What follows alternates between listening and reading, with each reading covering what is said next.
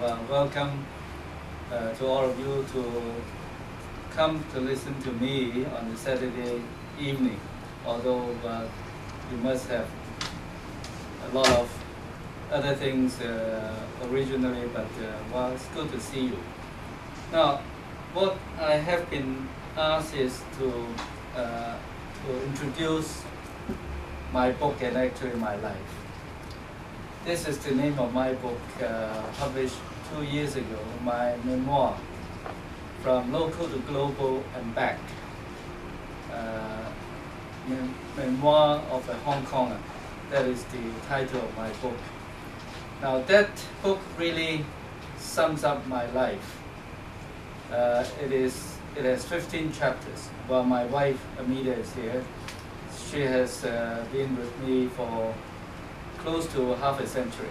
We are close to our Golden Jubilee celebration in a few years. So up through life, ups and downs, and she has been with me. I was prompted to write this book because I feel that I had a good story. This is a story of my life. Not too many Hong Kongers would have that opportunity. Well, I feel that I've done so much. Assalamualaikum, because I'm a Hong Kong Muslim in Hong Kong for third generation. Actually, my roots in Islam goes back 11 centuries, 11 generations. 11 generations to the late Ming Dynasty, based in Beijing. So we are much longer in terms of religious links than many people in the Middle East. It is in the 16th century that my great-great-great-great-grandfather was sent to Guangdong to quell a rebellion of a national minority in Guangxi. He succeeded in doing that. Now this is not in the book. He succeeded in doing that, and then he was granted the permission to live and raise his family in the Guangdong.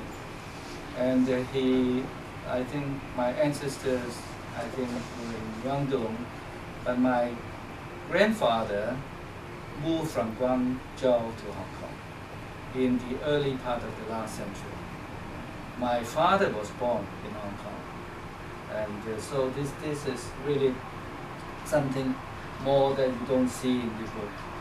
Actually, the director and I actually met in the book first because he read my book only half a year after it came out, and then he asked the Islamic restaurant boss, do you know this author? Because he has read the book. I happened to be eating lunch there that day. And then there it was, middle of last year we already met. And so we struck off very well because he's a very able man, doing a very important piece of job in Hong Kong, linking Turkey and Hong Kong. So I'm here, therefore, there is a purpose apart from my telling the story. Is actually for my family. Now my family is now, especially for the next generation, is spread or in many different parts of the world because this is the impact of globalization. So a lot of the next generation live in North America, in the United States and Canada, one in Australia, one in Singapore. Now, the next generation, our children's generation do not know much about the roots and very little about Islam. That was actually the push for me to write this memoir. Now, writing a memoir to me was really very easy because I had the habit of writing diary since the time I entered the University of Hong Kong. So that was 1959. I entered university. So whenever there is a thing, something happens in a day, I would write. So by now, altogether, I have, when I started writing the memoir, I have 28 books to read. And I read everywhere, again, 28 books. It took me 4.5 months to read my 53 years of diary.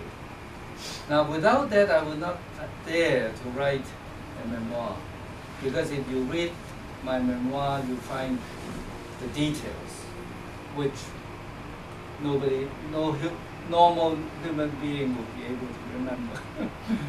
So this is really something that really gave me the confidence. So I wrote it in one go in 2 months. Now this is the speed I have developed in the writing. Whereas I said, this is my latest book, my book of speeches. This is my 52nd book. In 52 years after I graduated. So it's 1 a year. Now back to this journey. Now this is the book. This is the memoir. The memoir, I just brief you why I wrote it, because it's partly for me and partly for my family. Many members of which are now in different parts of the world. They hardly know the roots and not much about Islam.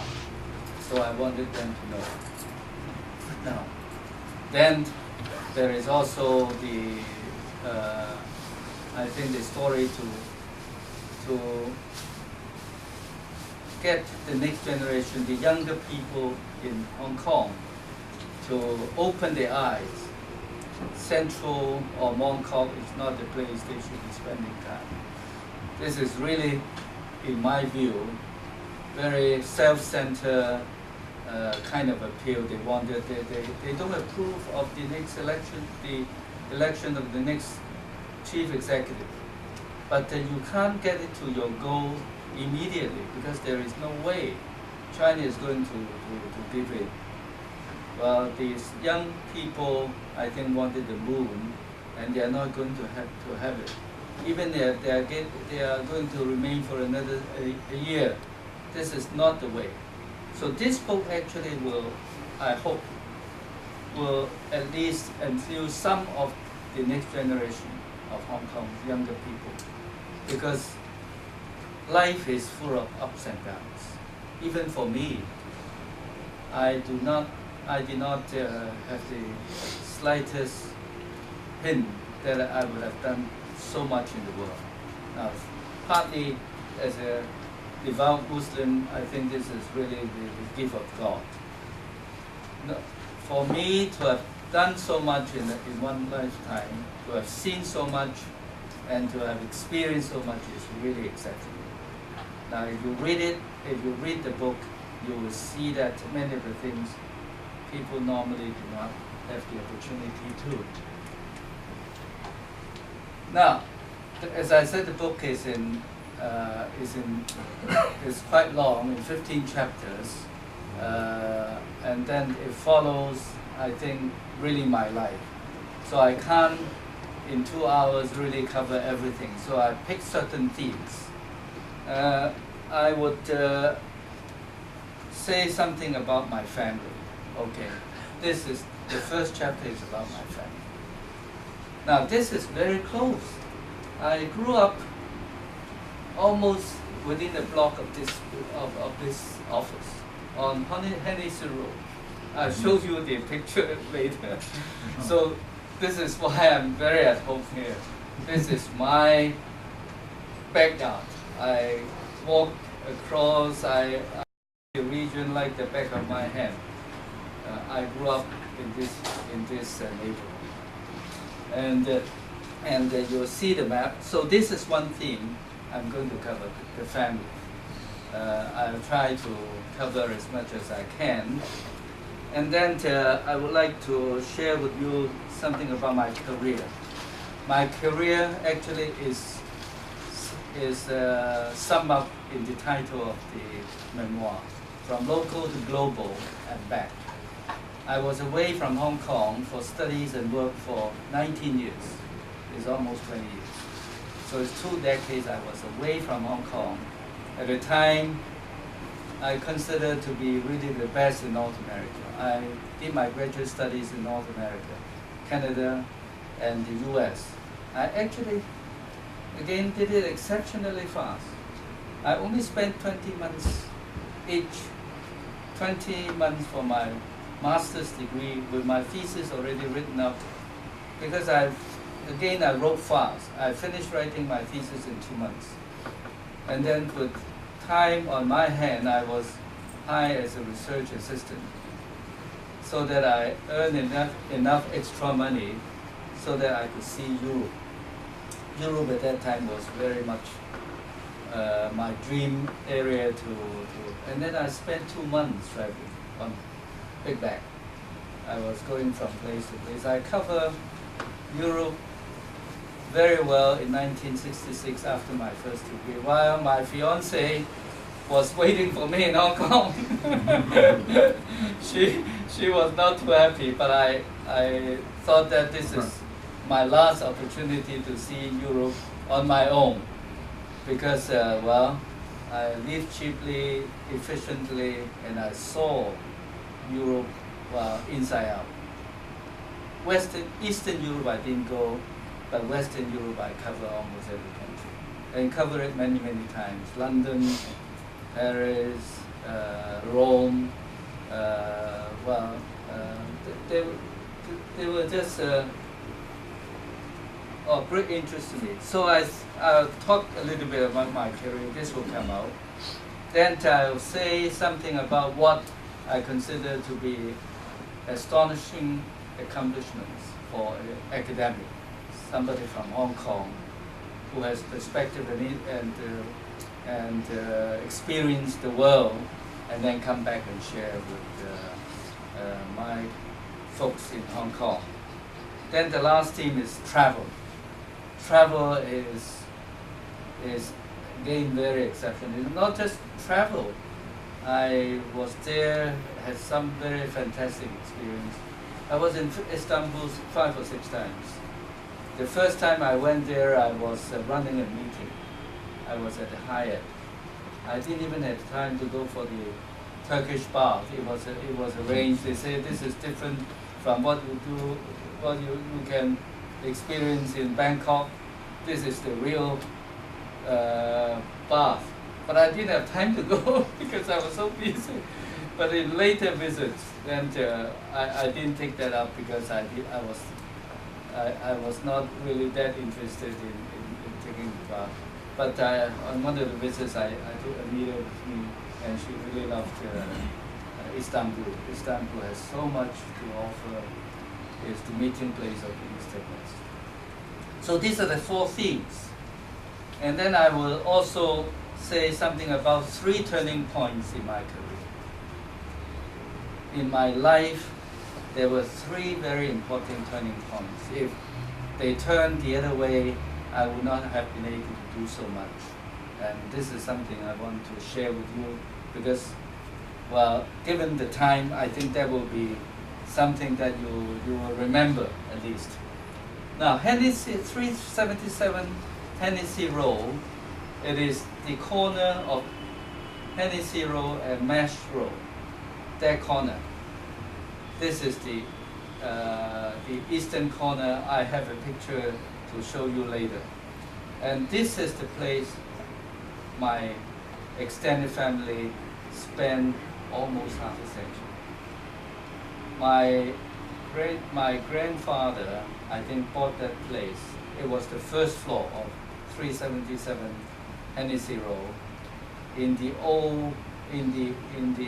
tenement housing that was there were 3 stories, and then the ground stairs is for business. So there are actually 3 stories, and then plus the ground floor. You may say that the British would say this is only three levels, but the American would call it 4 levels.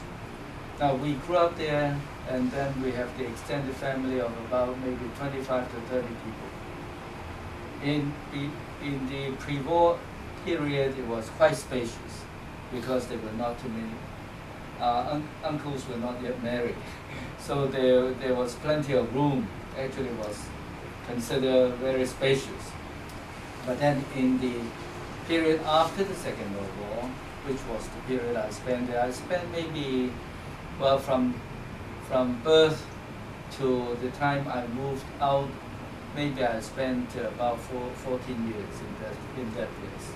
And I was there doing my primary school and a little bit of the secondary school. So this is, let me see. Now this is the map. Now, as I said, Marsh Road. Now this is the corner. This is Hennessy Road, and this is Tin Lok Lane. Tin Lok Lane, you know that. And this is Wan Chai Road, and this is the place. And when we lived there, this was still the sea. This is the harbor. This is the harbor, and then Gloucester Road. Beyond Gloucester Road is water. When I was a boy, so you will see that now is housing. And also, the Gloucester Road has been expanded into more or less a semi-expressway. So this is the area. The Chinese cemetery is. This is the mosque now. The Chinese cemetery is, I think, in this area. You know that. Actually, that has not changed. Chinese cemetery, because my uncle died last month, so I went to the cemetery and did all the things that we should do as a Muslim, and it is now extended. For some years, they could not take newcomers. People who die had to go to Taiwan, but recently they had some expansion, and so my uncle was buried. My uncle was 76, so it's a long life. But many of my relatives we were here. Many of them were in the other blocks, all within walking distance. Now YK is a store food. Do you know that? It's famous for its roast duck. If you haven't had, you should try to get a taste. And also curry lamb, mutton, very good. Now this is the place where we go for primary school. I spent 1 year here, learning, I think, grade 4, and then a little bit of the Quran verse. So and this is the tram factory. This is very important. Tram factory is now turned into the very successful project. This is the Times Square. This is the Times Square. Now, previously, this was the factory and also the depot. At night, they will park all the trams here. Now, this provided a very major source of employment. When my relatives the Muslims. Now, this is all Muslims because you have this is the Chinese Cultural Fraternity Association. This is still there, but in my days, this was really the only center. It has a mosque, a place for recreation, for meeting people. Now, Tai Pai Dong is here. This is the place where you have food, and because of halal food, and in my father's generation, they were very strict. They will not eat in other restaurants. Now, as you get modernized, you tend to loosen up a little bit. But this is the whole area. We have a lot of Yao Lan. This is Yao Lan. This is her father opened up this restaurant. This is the best restaurant ever providing the Chinese type of Chinese, the Cantonese type of Muslim food. Now this is your lunch. Only one. This is the just almost within the a few house from my. This is where we live. So this is you have place of employment. Lia Theatre is here, also very close. Oi Kwan is now here. You can get the bearing. Cathay Theatre. Now this is really where we grew up. You have food, you have restaurant, you have the mosque, you have school, you have a mosque, you have school there. This is for employment for many of the Chinese Muslims coming from China, from different parts of China, but mainly from Guangdong. So they come and they will have to get employment. So this is, let's go back. So this is extended family halal food. Tai Pai stores. Actually, these are stores because previously they were on the street. Because of hygienic reasons, they have been removed and moved up off the street, like Singapore. The night markets, when I went there, were doing very good business. But then the government thought that this is not hygienic and not the best way to control. So they built hawker centers for them. Hong Kong is the same thing. Mosque is a very important part. Now, why they come here? Why they came to this part? Because of the tram factory there, and they provided jobs in painting, in the mechanic, and also in the oil painting, and of course conductors and drivers, all of that, they come. School is there, cemetery, so it's really a very well-knit community. It's all here. Now, then the Japanese came. Now, the Japanese occupied Hong Kong for 3 years and 8 months, and they were very tough. They were very tough, and they taught Hong Kong something. They taught Hong Kong to behave, to line up. Hong Kong people are now very well behaved in terms of lining up. They will not jump hill and so on. At least, well, not the recent youngsters, but people of our generation and maybe one that came after, they are very conscious about discipline, because Japanese were very, very almost harsh. If you pass by a sentry and not making a nod or gesture, you can be scolded or maybe slapped on the face. And worse, they will do something more. Now, Japanese were really very tough. They were here in Hong Kong for 3 years and 8 months, and there was great shortage of food. Rice was a very scarce commodity. You cannot buy almost, even with money. It was very hard, and we were starving most of the time. We almost died. I mean, it's a miracle because the Japanese would have control over the distribution of rice. I think it was made available to people that they favor. If they don't like it, you have to buy through the black market, and it was a very tough time in Hong Kong. People of my generation, I think, experienced hunger. People almost, some people die of hunger, no food. It's very, very, very hard time. Now, in the post-war period is different. Post-war different because the system could not be developed very, very quickly in terms of schools, in terms of hospitals, and things you expect of a city to run well. but we'll get that slowly.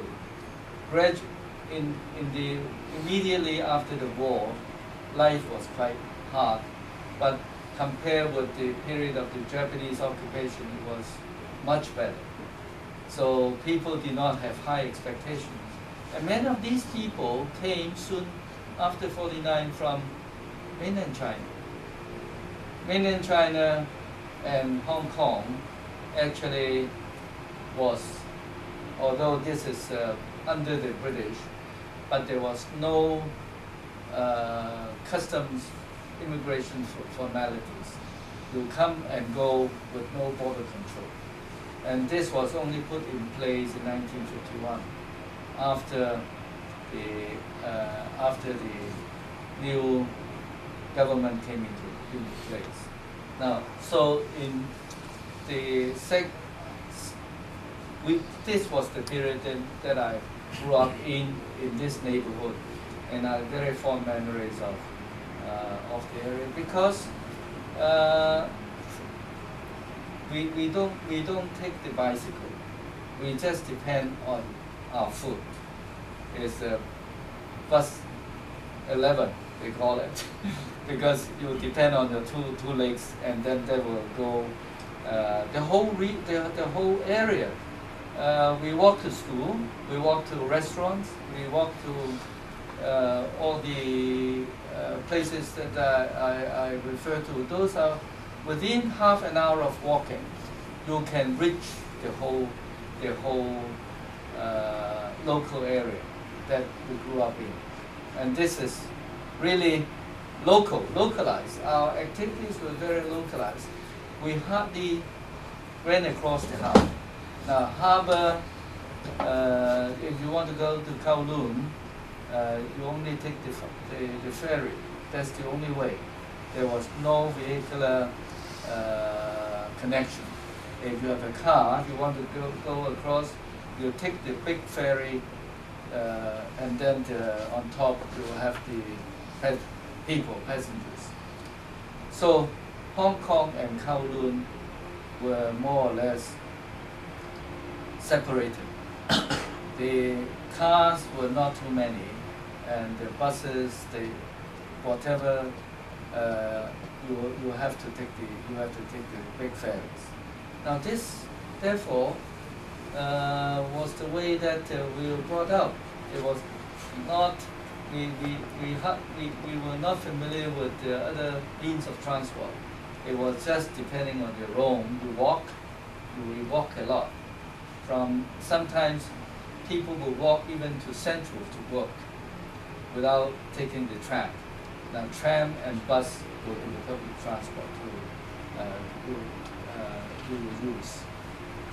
So this post-war, I also cover some of the customs in that chapter about Wan Chai. For example, in the tenement flats that I referred to, including the one that I grew up in, people die at home in those days. They did not go to the hospital. They die at home. So what happened when you live up on the third floor, the top floor? Somebody there died. Now we saw that. They would build a scaffolding from the street, one level after another, to go up to the top floor, and then they will take the body down. And then when it is down, we put it on hearse and then go to the hospital, to the cemetery. Now, so that kind of custom is no longer existing anymore, but that was the old times. During the Chinese New Year, for the big shops, they would light up a cascade of firecrackers up to maybe the second and third floor. It depends on the scale of business and whether they believe in the early part of the year you have to have a good beginning. A good beginning means you have firecrackers. You can wake up the neighborhood. People know that, well, this shop is doing well. It is, well, going to celebrate the new year, by having these firecrackers down all the way up to the third floor. Now, it's a lot of noise. It will take about 10 to 15 minutes to, well, maybe 10 minutes to really finish it. Now, this will depend on the scale of business. If it's good business, this is part of the overhead. They can do it. But you have a lot of things like this. At that time, traffic was very light. Traffic was very light. There was very little vehicular traffic. You only have the tram and a few buses. There is almost nothing else. Very little bicycles. So what do? Now people would go around. In the early days when the balconies were not windowed, they order the newspapers in the morning. So the newspaper peddler will roll up the newspaper and throw it up. Throw to your flat. So you don't have to walk down to get it. And these people, peddlers, do not have to walk up to third or fourth floor. They can just throw it up. In the early evening, a vendor would come by before dinner time. You will have, just things that, these are snacks. These snacks, and then they would wrap up this and then throw it up, and you can throw down the money. Now these are the very traditional way of transaction. Now this died a natural death because later you have shops going up. So life in that time was very different. I try to describe some of this, and people of my generation appreciated and found it very exciting because they recall the old times that they went through. So the life there was in the proximity. Everything is within walking distance. I walk all the way almost up to the place where you have the big mosque, the big church in the not central. Before getting into central, you have the triangular, the end of Tennessee Road and the Queens Road East. There is a church there. I walk up to that point more or less as my boundary, and the eastern boundary is up to Queens College. So within this area, you can reach easily within 30 minutes. So you have, in all this, you have life and death unfolding all the time. You enjoy your daily needs, your schooling. Movies was a big thing. We go to movie. The most I went was 3 or 4 times in a day, almost one after another, and it was cheap. 20 cents for the matinee or other shows. The off hours was only 20 cents, maybe even less. It was really something that very affordable, and so you see one movie after another. So the most I saw was 3 in a day, but that was not usual. So there was so trams, I think, was the big thing. This is something I've seen. This is my family. This is my extended family. I came from a family I think considered to be a little bit maybe better than normal in the area, because my father ran the taxi business. My 2 uncles were one in the morning shift and the other one in the night shift. So it's a family business. And later they got 2 or 3 taxis and hired and farmed it out for. So my father is there. This is my youngest uncle, the 10th uncle. This is me, Amida, and my elder brother. This is another uncle. And this is a figure holding the family, my grandma. This is my mother. and this is another. This is my cousin, my younger sister. So, this is on a family outing. My father would drive. My uncles would drive. They all had the driving license, so they would rent or hire another 2 cars. So we will go and visit the new territories in the fleet of cars. A whole day. It was one whole day. At that time, it was considered very exceptional because new territories was very far. If you don't have a car, you can't visit it. There was no. It's not accessible by trains. Even if you go by train, the schedule is very long and long in between. So it was not. So my mother was a very good chef. She could do curry chicken. I think very better than the restaurant. So she would take a couple of days to prepare food for the whole group. Now were the good old days. Now, this was taken on October 1st last month. Right after the occupation, I took the bus and walked down from Causeway Bay, and this is the corner. This is still there. This is the pawn shop. This 3 units owned by this pawn shop has been there for the last half century, not changed, and they refuse to sell it. Now this is the second flat, the second number, 337 is here. This is redeveloped, I think, in the 70s, and but this is the area. But look at this. This is so unusual.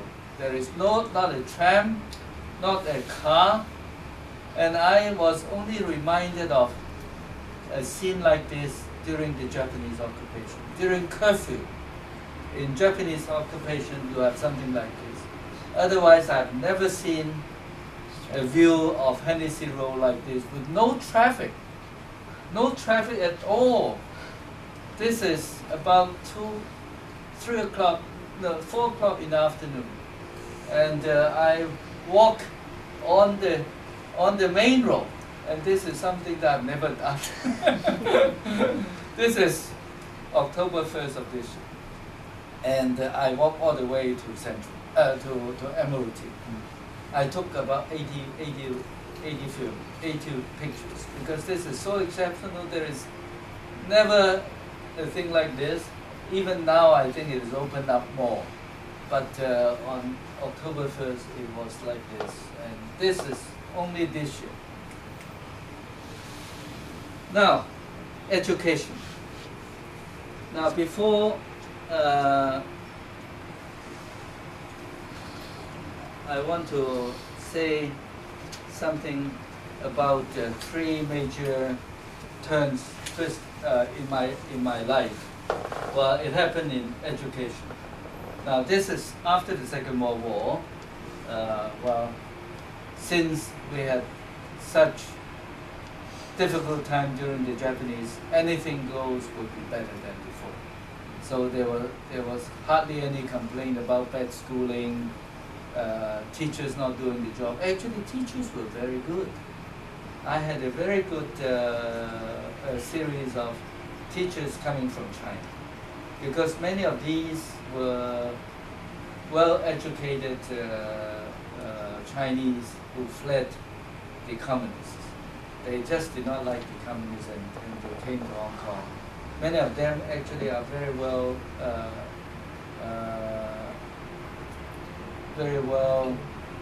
read.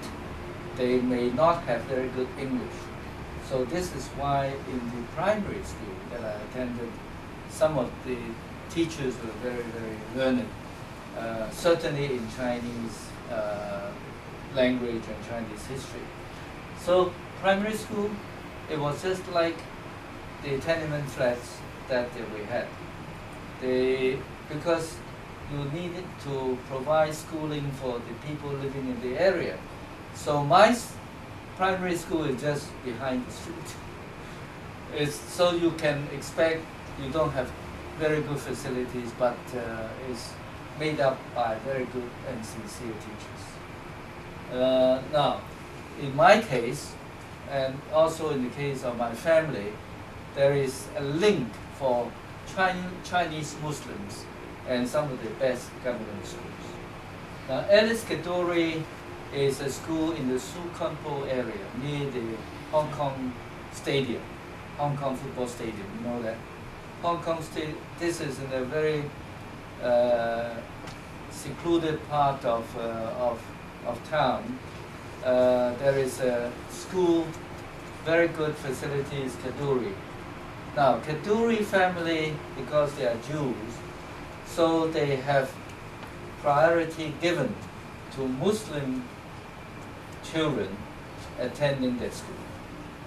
So this is from pre-war. So it came from my father and her father as well.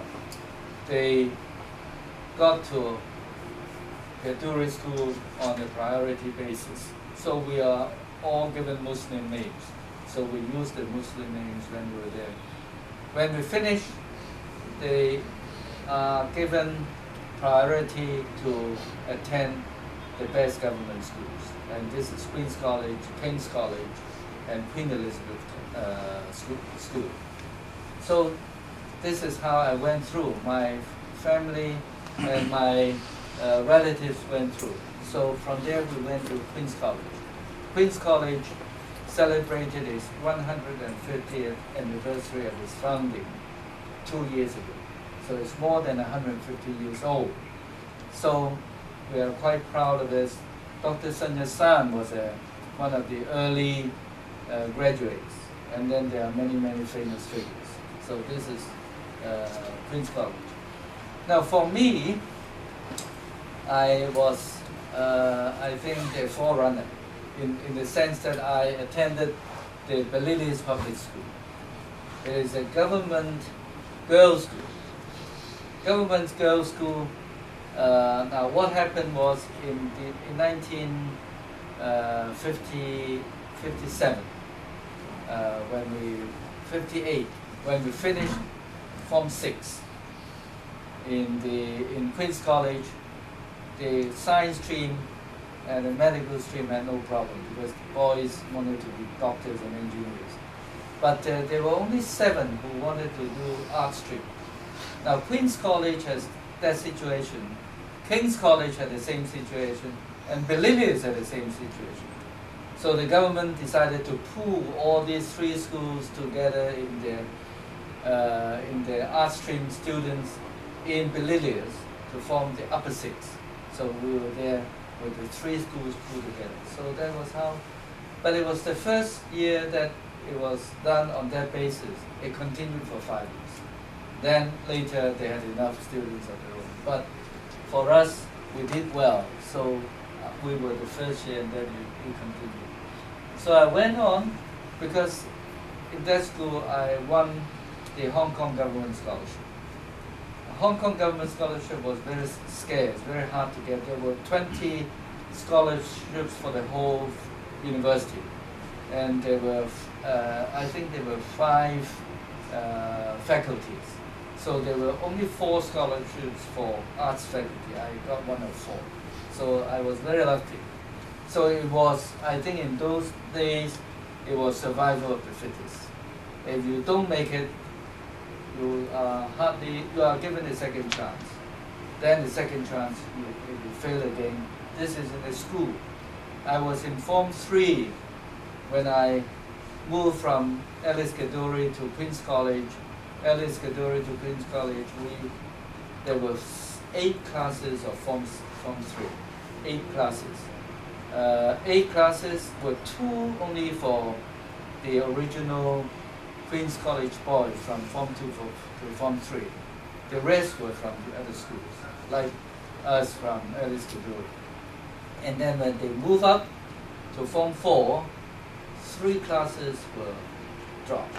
There were only 5 classes that will be promoted. So you have a very high degree of failures. 3 classes had to be, they had to stay one more year. No, that was the bad old days. Now it was very hard. If you don't do well, you are left behind. Now this is I'm telling you about the Queen's College being a family affair for us. This is my brother. He was 1 year my senior, and this is QC, Queen's College. Now, I was at the university, and I was chairman of May Hall. Now, it is a hall of residence, and this is one of several, maybe 7 or 8 halls. I had about 80 people, all men, staying in the hostel, and I was elected chairman. Now, I was chairman when I was doing my final year of examination. It was a very tough job. You run a hostel with 80 fellow men. At the same time, I had to prepare my final examination the 3rd year. It was this push that really let me develop the ability to do so many things at the same time. Because your time is very precious, you have a very tough curriculum, and yet you have so many things to run the hostel.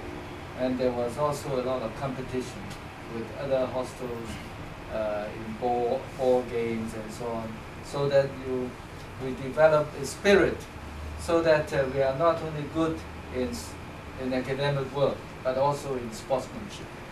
Now this is my very good friend Thomas Wong. He was a born athlete.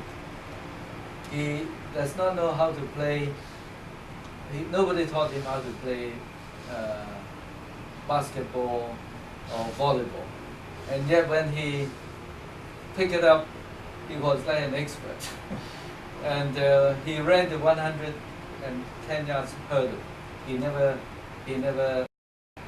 ran it, it was top, almost equal the school record. So he was such a person. He is now in Vancouver, so I still see him every year when I go to Vancouver. Now this is the Geography Department of Hong Kong U celebrated the 60th anniversary of its founding in 1954. Now this was the reunion dinner held in Lok Yau Hall last month, celebrating the 60th anniversary of the founding of the Geography Department at Hong Kong U. I was there with my classmate, Mrs. Eunice Wong. We were the only 2 of our year. All the other, we had 28 tables, but altogether the department trained more than 3,000 geographers at the undergraduate level, and then many at the masters and the PhDs. So you can see that it was a very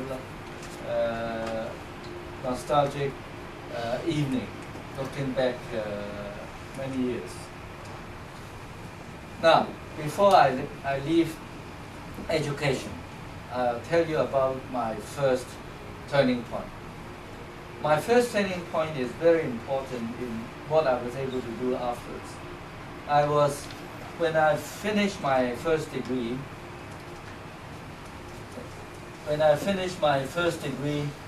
at the University of Hong Kong, I was on scholarship and I was having a good honors. So I thought that I would be qualified if I would apply for a government teaching post. I want to be a teacher of geography. So my father wanted me to go into that route because I have younger brothers and sister who wanted to go to university on their own. So my father wanted me to help. Okay, I said I would do that. But I tried immediately after my training in teacher's training in 1963. I didn't get a job. So I taught 1 year, but I got a scholarship. At the same time, I got a government bursary, meaning that I have to have teachers training and also 2 years of practical, 2 years of teaching, so that I have, so that will enable me to pay off my debt to the government. I got the scholarship. That is no strings attached. But the government gave me also the government bursary. That means I have obligations to fulfill. That is doing a deep ed and also 2 years of teaching. So what the story was, when I tried to apply in '63, I didn't get it. So I went to Canada on the Canadian government scholarship in 1964. At that time, my father wanted me to return. He wanted to make sure that I returned, so he made sure that we were engaged before I left. so there was that bond. We were engaged, so that I went to Canada. In 1966, I finished my master's. But at that point, I applied again. I've not forgotten. I went to Canada because I wanted to get a master's degree, so that will strengthen my bid for the AEO, Assistant Education Officer job. I applied in Canada, and again I was turned down. Now I couldn't understand why. So I said there is no point to. So I wanted to. I told my father, look, it is not that I don't want to be a high school teacher, but the government doesn't want me.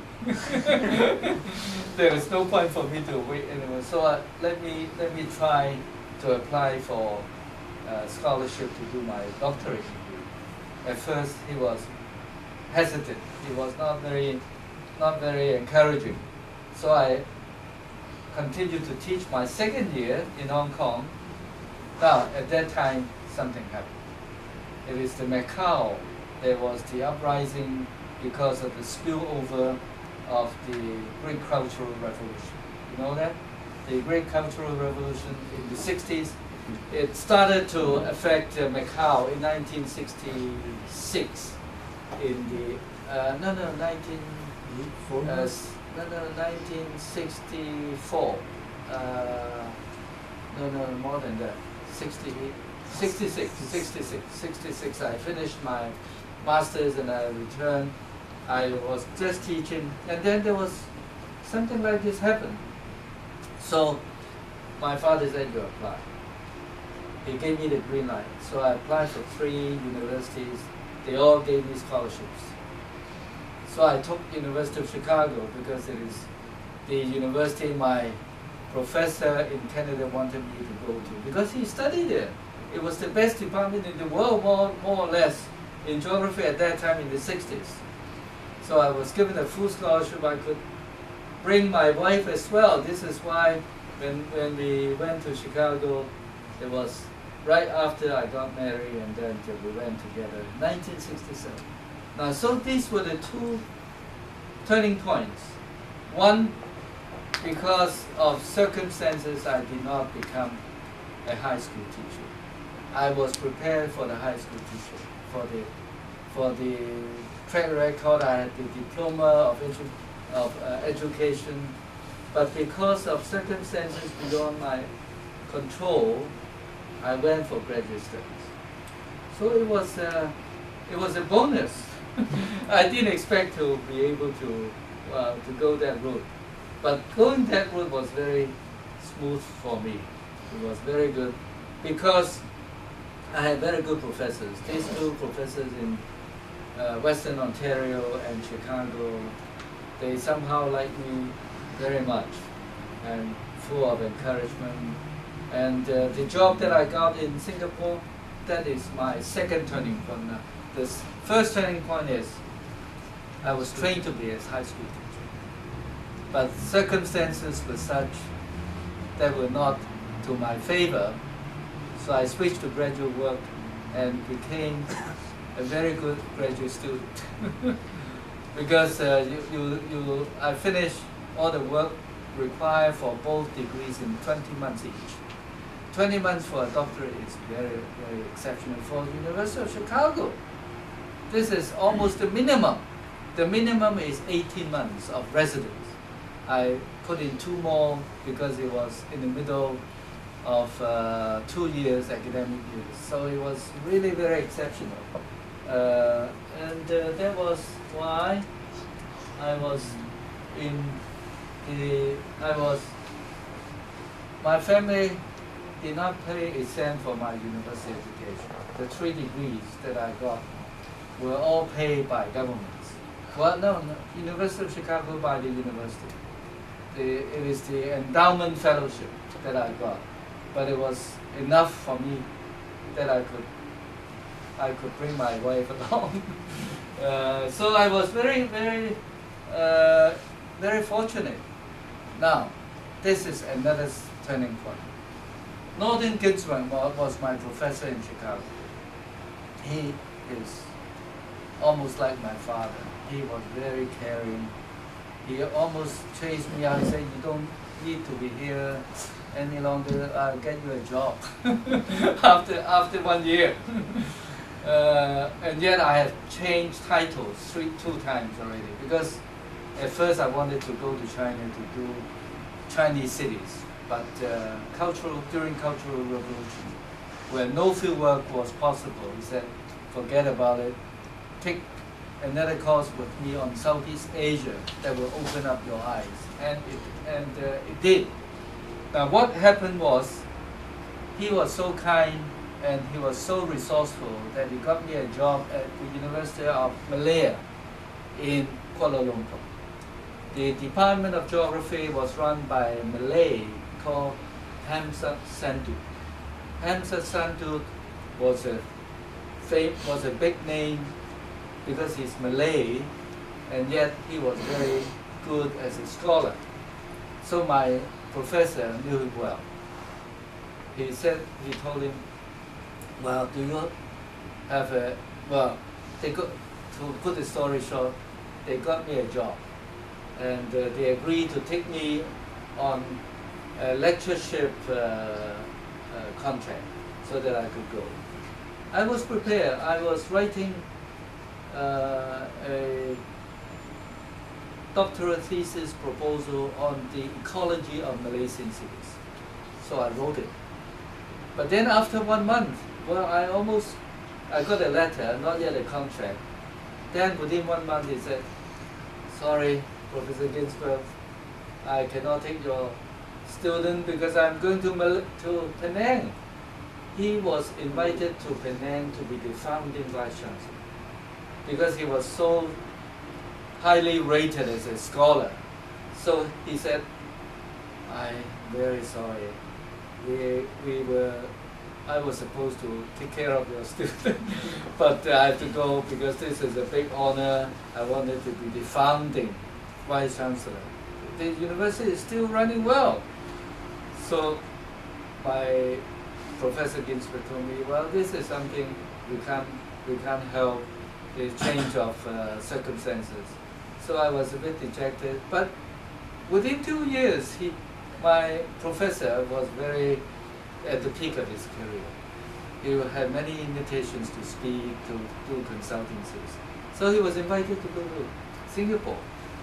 And Singapore, the department head, Professor Lee Jin Lee, again asked him whether he has any student about to graduate. I have one about to graduate. So he said, well, Lee Man Young is ready. So within the next 2 months, we exchanged letters, and very quickly I got the letter of employment as assistant lecturer. And I wrote a thesis proposal on public housing in Singapore. Now, so this is a big turn. Just imagine if I were to go to Kuala Lumpur to start, because in that year, 1969, I arrived in Singapore with my wife on May 30th, 1969. In the same month, the worst racial riots ever happened in Kuala Lumpur took place on May 13. Do you know May 13? May 13, 1969. It was a big explosion of communal feelings. Chinese were fighting Malays, Malays were fighting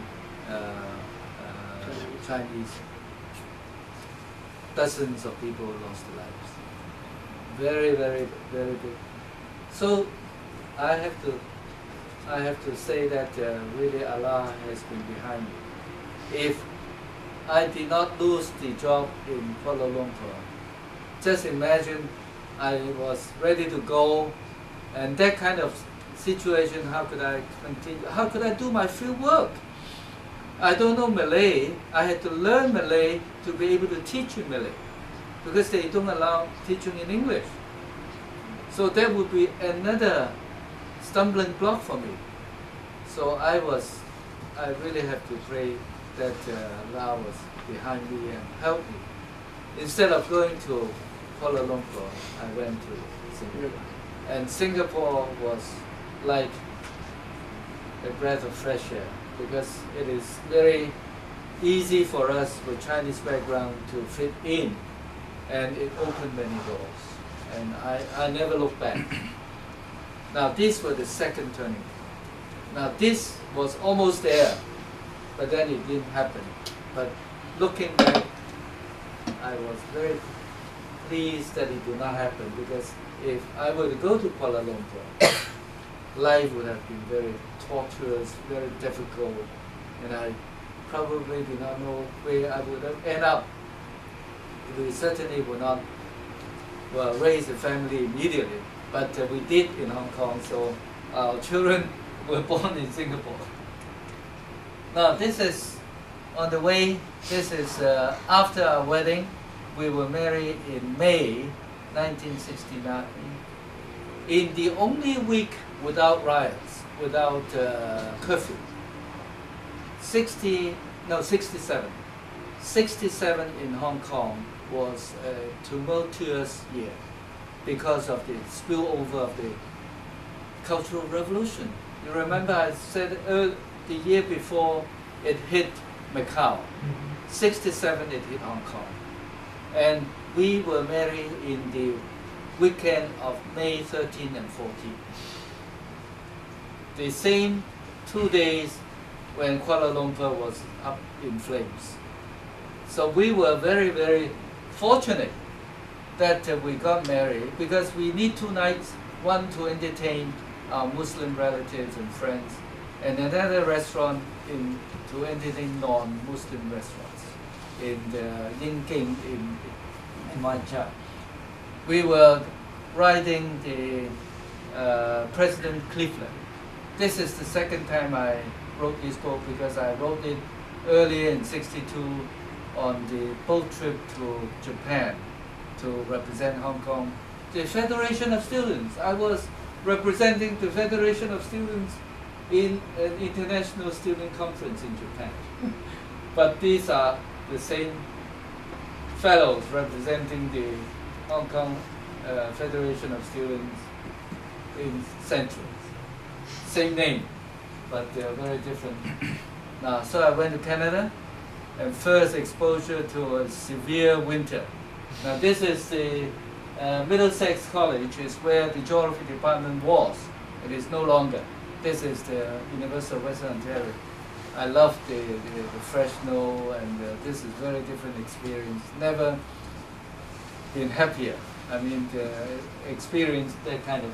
And this is ice scouting. They have that, I think, once a year. And this is another one taken at the University of Chicago. Now I was with my newlywed wife, and we were there for 20 months, and we had a good time. This is Rockefeller Chapel at the back. When students graduate, they will do it there. Now I think I'm running. I don't want to keep too long, but I can speed up. Now, my international perspective began after we moved to Singapore. We began a career in Singapore that opened other doors. Now, first as an academic, I did well. I was writing books and I was writing papers. But more importantly, when I started my career as a university lecturer, I was able to use my expertise in my thesis. In my thesis, I was concentrating on housing in Singapore, public housing, and also the marketing system. That means night markets and so on. At the same time, IDRC started to begin funding research in the third world. This is IDRC of Canada. Canada, because of the Prime Minister Lester Pearson, he was appointed by the United Nations to find ways to help the third world in the development. So he headed a commission and published a book called Partners in Development. Now, partners in development meaning that if you want to help third world developing countries, you need to be partnering with them, not talking down to them. So what it means is to be able to help them, provide the means for them to do research so that they know how to solve their own problems. So there was the regional office in Singapore. I was asked to help in 2 projects on hawkers and vendors and another one on public housing. So after 2 years or so, they liked me. They liked, well, I was just full of energy, full of ideas. They said, why don't you be our regional representative for Asia, based in Singapore. Now, I was just fresh, I was taken aback because the offer came about 73 or so. But my contract, my second contract with the university for 3 years was up for another 2 years. So I waited out that period. But then later, in 1975, I joined IDRC. So that is a big change.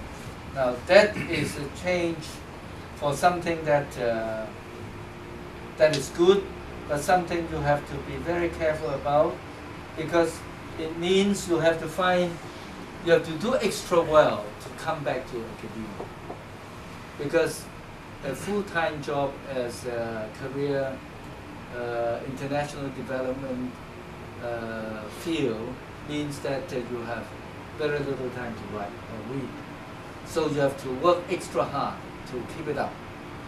But well, I was in Singapore for 5 years in that role.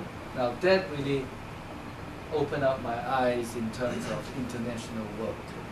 I traveled the world many times over.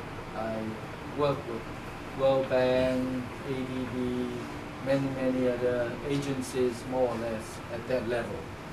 And what happened was there was another turn.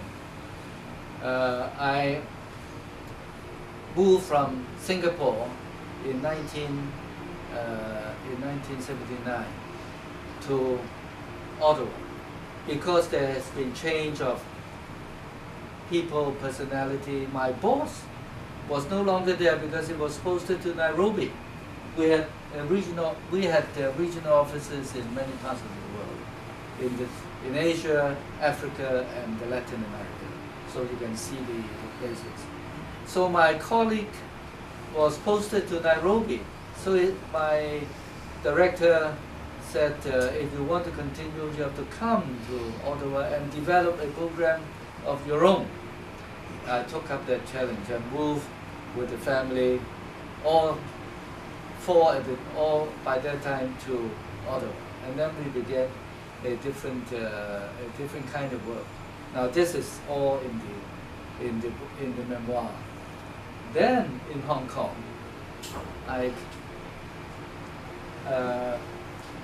should not maybe I will not get, because there was a story behind. But There are so many stories, but I really don't have time to go into that very much. But the third turning point that I wanted to talk about. Let me give you some pictures. This is our young family in the university quarters at the University of Singapore. It was very spacious, even more spacious than the quarters that I got as Chinese student. 2,800 square feet for two of us, 36 windows. I still remember when we had the arrival of two children, we hired three maids. It was affordable, but it was that kind of situation from one child into that kind of luxurious and spacious living quarters is really something we didn't expect, and it was very good. And this was in the living room, and then I was working for IDRC, and this was on the way to Bisilan in the southern part, Mindanao, in the Mindanao, and then we had to fly from Mindanao to Bisilan, and Bisilan is an island inhabited by Muslims, the Muslim rebels. A very touchy place. I didn't realize it was so sensitive because a week before we visited the place, two Japanese were kidnapped. That I knew afterwards. We flew in two of these helicopters with the Philippine soldiers manning their machine gun. Wow, I thought this was for sure. They say this is real because they had two. Because the minister of resettlement make all these arrangements. He had a group of maybe 12 people. So it was something. Well, that kind of experience you don't get as an academic because half a year ago I invited that director to our policy dissemination meeting on migration, transmigration and resettlement. Now I was organizing a lot of things like this. Canadian Parliament would provide our IDRC with money, I think up to 10% of the foreign aid of Canada. But we never went up to that. We only went to about 5% of foreign aid. It's about 80 million Canadian dollars. It's a lot of money. So we were distributing this money to third world individuals, academics, professors to do research. And after the meeting, after the research is done, we wanted to have the policy dissemination meaning we invited not only the professors and the researchers, but people in charge of policies. For example, the Philippines, the resettlement ministry would be responsible for deciding how to resettle people within the country. So we want them to learn about the situation elsewhere. The final meeting was held in Yogyakarta in Java. So I organized it, I paid for it through IDRC. So prior to the meeting, we organized a trip to go to Banjarmasin in Borneo. We saw how the resettlement work was done and carried out in Indonesia. So we flew all these people, including the director of my resettlement in the Philippines, there, and then flew them back to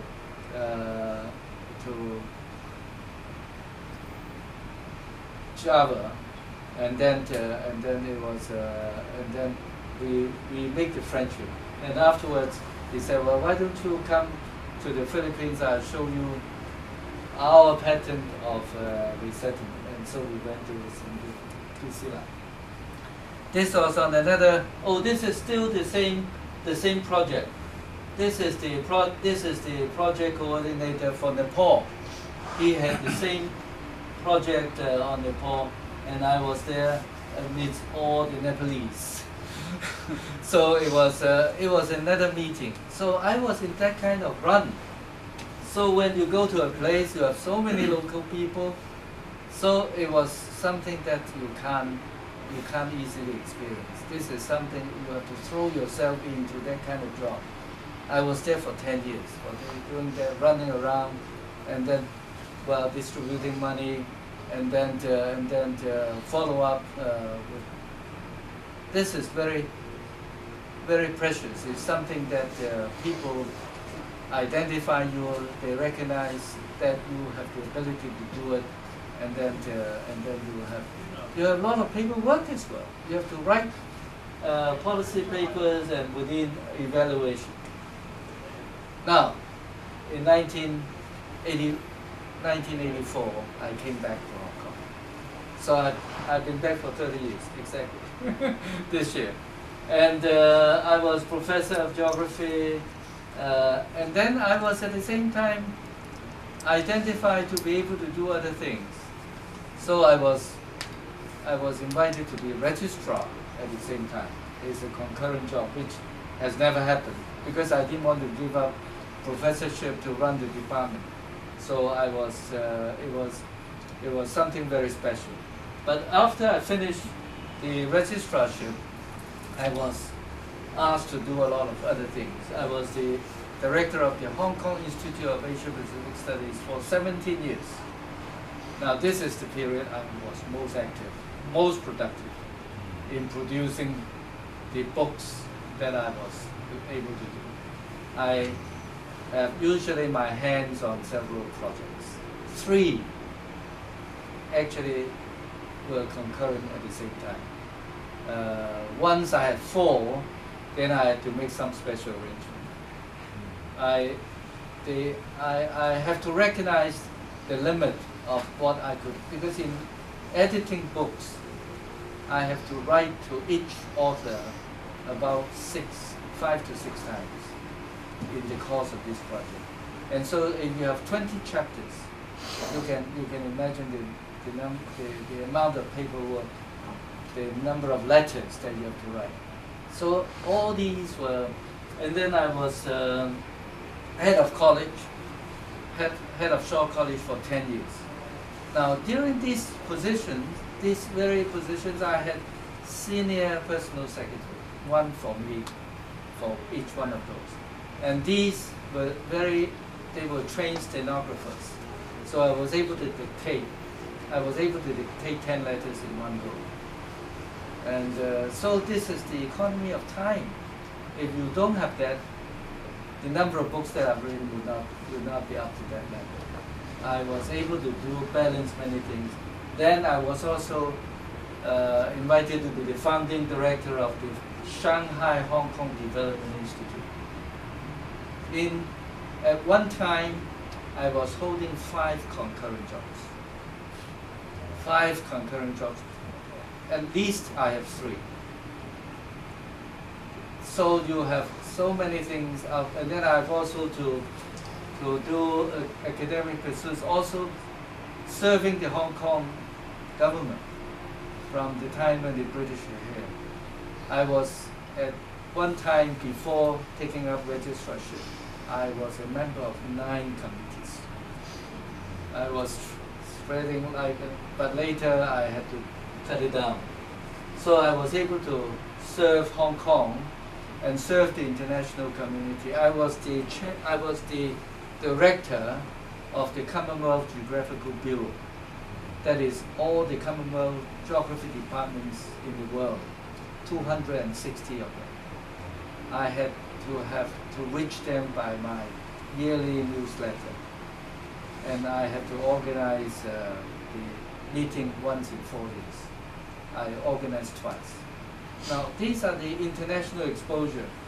You have to use Hong Kong as a base and look at the world. Now this is what I have been able to do. Now I was director. After 10 years of running, we had this meeting at the, I think it was 1990, The institute was set up in 1990. So this one was this was 20. 1990. So this is 2000, the year 2000. So this is why they entering into the 21st century. Now this was a very historical meeting, the first 10 years, and then a book came out from that. This is later he became the vice chancellor. He was, and you might even know this one. This is Lau Siu Kai. He was head of the government think tank Central Policy Unit for 10 years. And these are some of the people. This is a Filipino scholar. Now I was. This is, I think, the first 10 years in Hong Kong. I was asked to appear on TV. This is ATV. There is also another program on the Jade. Now I want to make sure that I'm in good health to be able to do this. This is something that has kept me going. I play tennis every Sunday afternoon. No matter what, I don't participate. I'm not available for lunch or dinner because Sunday afternoon, 3 hours, I always play tennis. And these are some of the trophies I've won. And this is very good.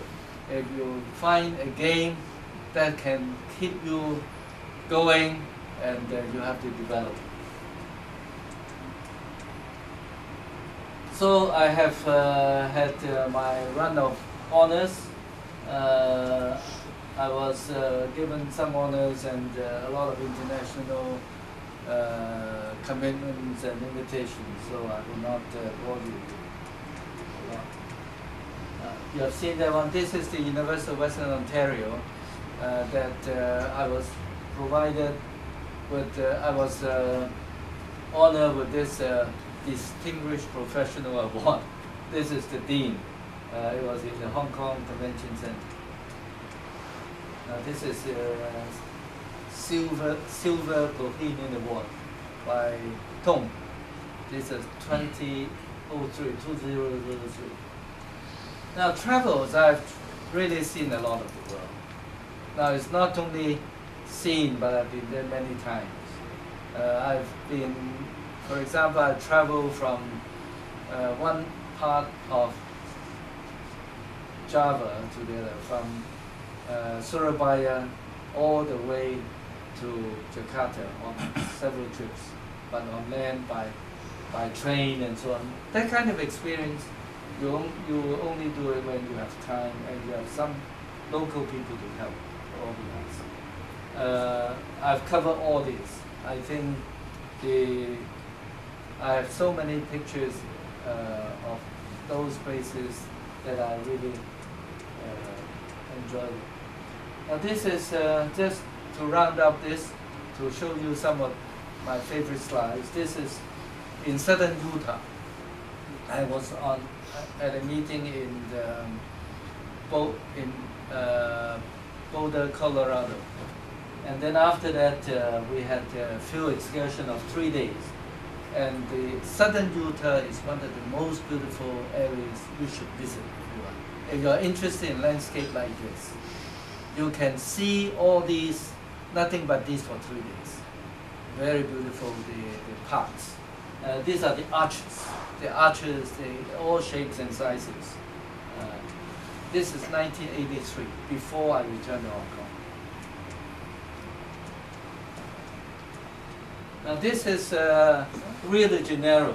I think, in my view, is one of the most beautiful pictures, one of the most beautiful cities in the world. This is, I was from the Jesus Christ mountain, and I'm looking down at Sugarloaf. You can see that the beaches are everywhere. You have the squatter huts, and then different kind of accommodation, and but the setting is just magnificent, beautiful. Now this is my favorite view of Rome. You take it from this view, and then the background of Rome at the back. This is the Eiffel Tower, one that hasn't changed. Now this, when I go to Africa, I like to go safari. This is a water park. This is before entering the pyramid. You can go in the pyramid. I think that you have tour. I think the man there, I think that they are now better organized. This was maybe about 4 decades ago already, long time. Now this is, well, actually this one it doesn't show too well. This is the first visit to the Great Wall. You see hardly any individuals. This was in 1979. It was not fully open. In Singapore, we took a trip to Malaysia on the west coast, on the east coast, and this is the turtle laying eggs. And this happens only once a year, in the same spot, in the same beach, and so we know we got up at the same time. It's about 2:30 a.m. This is Sydney. Okay, I think, let me see. Okay, that's it. Okay, I think we leave some time for questions. Thank you so much for your meaningful talk.